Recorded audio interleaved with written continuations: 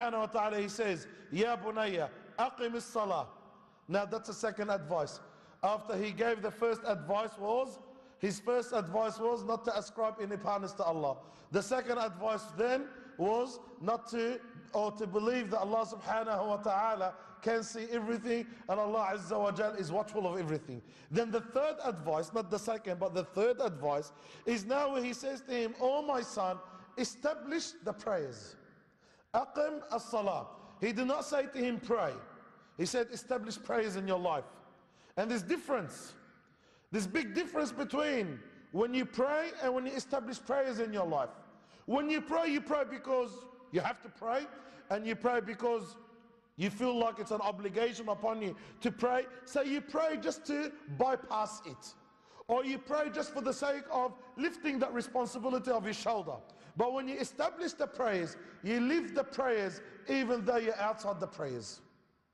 When you establish the prayers, you live outside the prayers as if you are praying. Because what's the main purpose of praying? That you become conscious of Allah subhanahu wa ta'ala. You become observant of Allah azza wa jal. You become mindful of Allah. And that's why when you pray, you rarely think of the haram.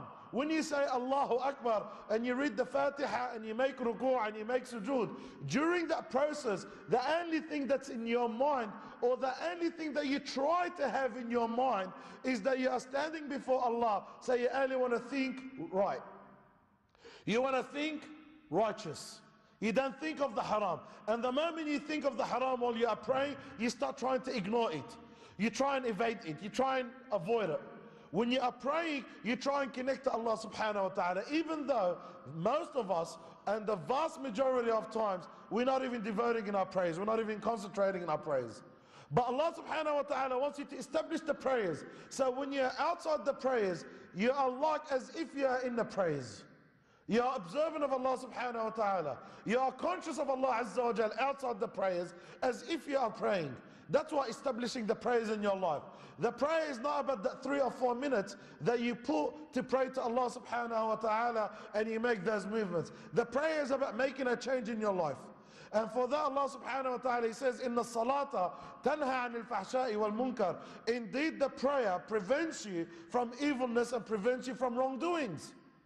If I am continuing to pray and I'm praying and I'm not keeping myself from the haram, is exactly what the Prophet ﷺ, he said to someone, if your prayer does not stop you and prevent you from the haram, then there's no prayers for you. You're not even praying.